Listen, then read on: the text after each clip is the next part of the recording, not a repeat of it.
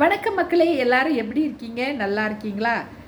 அனைத்து மக்களுக்கும் உங்கள் அனைவருக்கும் எனது இனிய மகளிர் தின வாழ்த்துக்கள். பெண்கள் அனைவருக்கும் என் இனிய மகளிர் தின வாழ்த்துக்கள். ஒரு சில வரிகள். ஒவ்வொரு ஆண்டும் மார்ச் 8ஆம் தேதி மகளிர் தினம் கொண்டாடப்படுகிறது. எதற்காக கொண்டாடப்படுகிறது என்றால், பெண்களை உயர்த்துவதற்காகவும் அவர்களை போற்றுவதற்காகவும் அவர்களுடைய முக்கியத்துவத்தை உணர்த்துவதற்காகவும் மகளிர் தினம் கொண்டாடப்படுகிறது.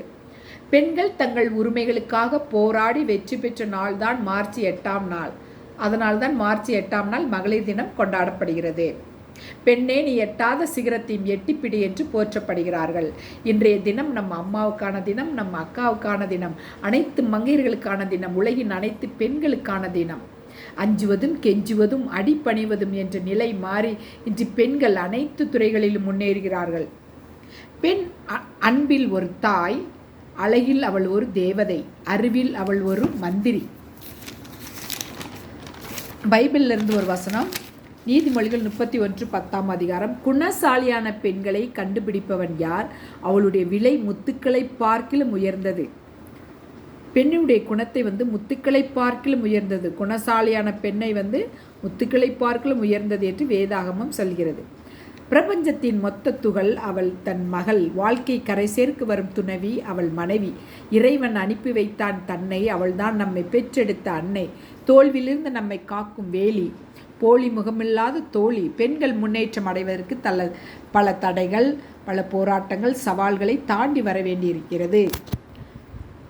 என்றாலும் பெண்கள் தொழில்துறையில் காலடி வைத்து பின்பு ஒவ்வொன்றாக பல துறைகளில் முன்னேறி உள்ளார்கள். அடுப்பூதும் பெண்களுக்கு படிப்பதற்கு என்று நிலைமை மாறி இன்று பெண்கள் கடல் கடந்து நாடு கடந்து சாதனை படைத்துள்ளார்கள். சாதனை படைத்த பெண்கள் ஜான்சி ராணி, வீரவாள் ஏந்தி போர் புரிந்த ஜான்சி ராணி, அன்பே உருவான அன்னை தெரசா, விண்வெளியில் சாதனை படைத்த கல்பனா சாவ்லா, வேலு நாச்சியார், இவர்கள் பல சாதனைகளை புரிந்துள்ளார்கள். அன்பை புகட்டுவதில் அவள் அன்னை, அறிவை போதிப்பதில் அவள் ஆசிரியர், மனதோடு உறவாடும் சிறந்த மனைவி, மொத்தத்தில் கண்ணெதிரில் தோன்றும் தெய்வம். ஒரு பெண் தன்னை உயர்த்துவது தனது குடும்பத்தையும் சமூகத்தையும் உயர்த்துவதற்கு சமம். அவள் மலர், புல், பூ, நிலா போன்றவள்.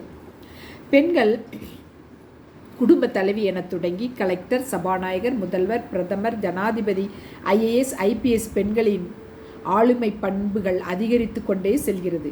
பெண்கள் போராடி பெற்ற உரிமைகளை பேணி காக்கவும் நாட்டின் வளர்ச்சிக்காக மகளிர் ஆற்றிய பணிகளை பாராட்டவும் மகளிர் தினம் கொண்டாடப்படுகிறது.